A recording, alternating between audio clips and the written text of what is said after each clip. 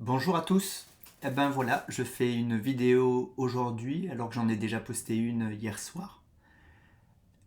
Mais c'est dans un réveil brutal, dans une conscientisation nouvelle, très puissante que je prends la parole. Il y a même une colère humaine et divine en moi en ce moment au sujet de la mort de l'ego. Eh bien, ça suffit pour moi. Et j'ai envie de témoigner cette vérité très puissante qui tout d'un coup se dit en moi. J'entends parler depuis tant d'années de la mort de l'ego dans le monde spirituel. Eh bien, je dis, ça suffit. Je crois que c'est une notion qui a été manipulée avec immaturité. Elle a été nécessaire comme toutes les autres notions du passé, mais à mes yeux, à ma conscience aujourd'hui, elle n'est nullement nécessaire. Et c'est même avec colère, mais une colère en fait remplie d'amour pour moi, pour notre humanité, car je constate l'obsession que nous avons dans ce collectif pour la mort et particulièrement dans le monde spirituel et ésotérique. Effectivement, la vie sur Terre est loin d'être facile. Elle est fracassante. C'est une des grandes origines, pour moi, de cette obsession envers la mort.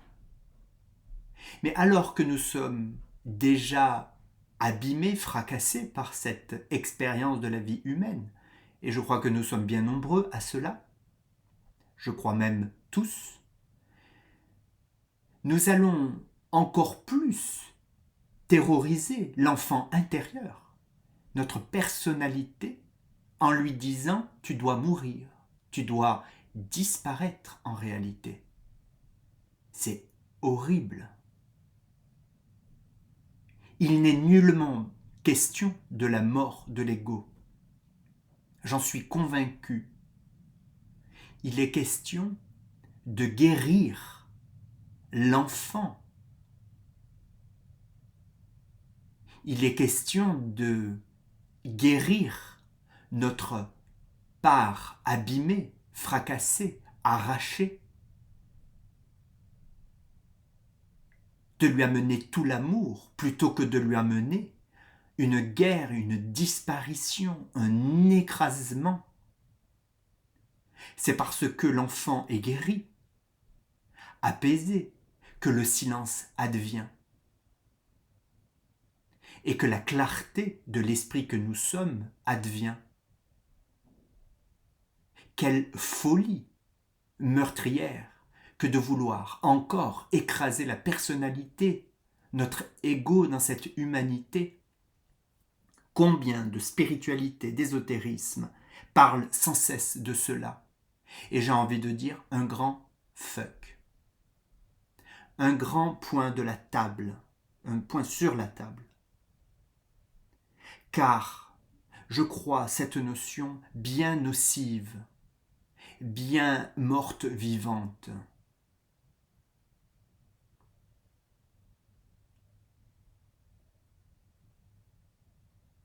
Quel Dieu de folie il serait s'il créait une création, une créature, pour la supprimer derrière.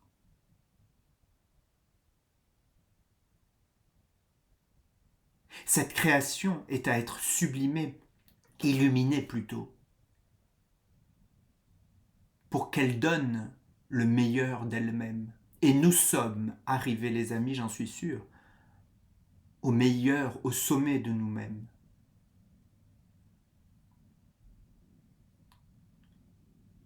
J'ai moi-même longuement cheminé avec cette notion de mort de l'ego. C'est pour cela que je suis tout d'un coup très animé. le vivant qui ranime cet enfant écrasé. Le silence n'advient pas par écrasement.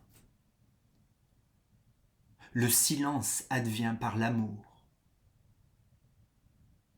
Mais ça aussi, je vais mettre un coup de pied dans la fourmilière, j'ai envie de dire.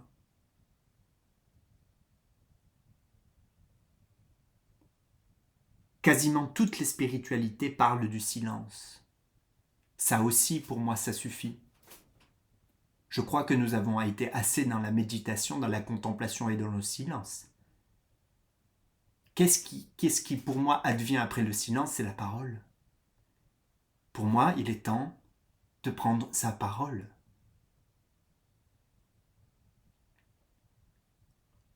De créer de l'invisible au visible. De l'élan créateur à la création.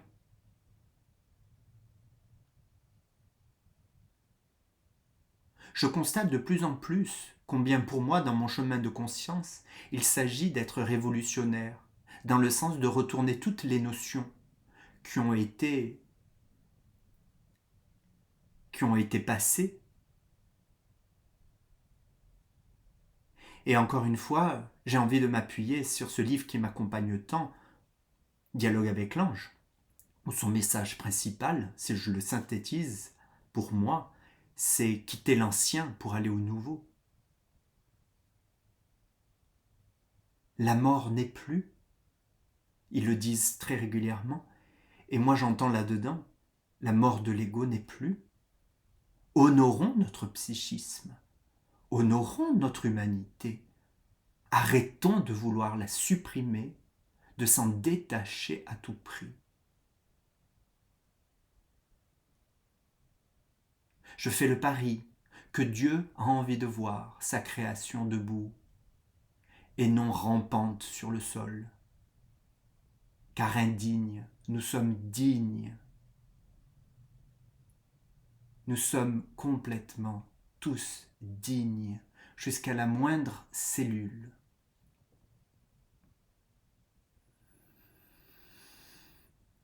Apportons notre conscience divine d'amour et de lumière, et remercions ce psychisme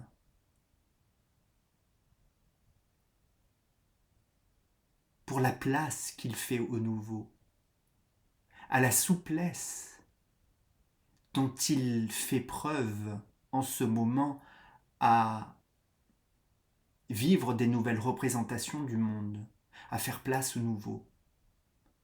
L'ancien était rigide, le nouveau est ouverture.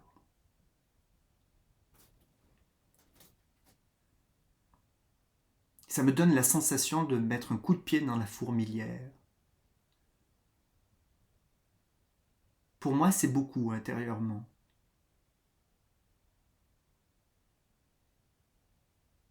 Mais je suis si heureux de déployer une vérité en moi qui est véritablement pour moi de l'amour.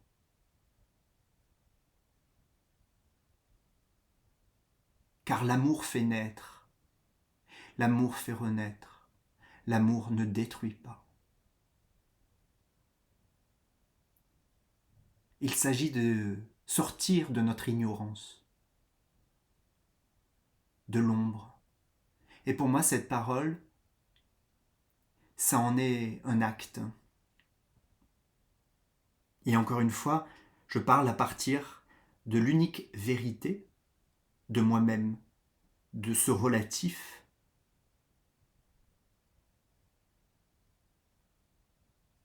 qui est mon prisme, qui est la manière singulière par laquelle je m'exprime en ce monde et pour ce monde.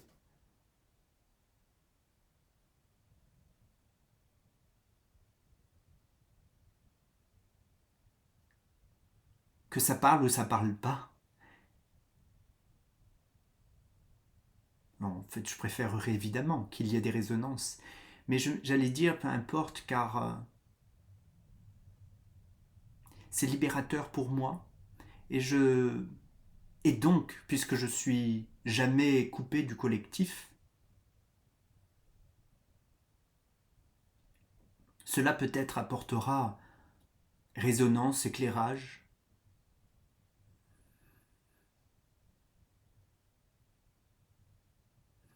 dans cette exigence de la vérité, de sa propre vérité évidemment.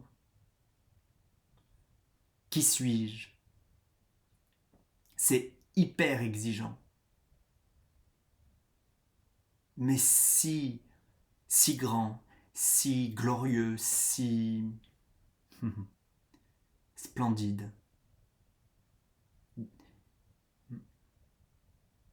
Bon week-end.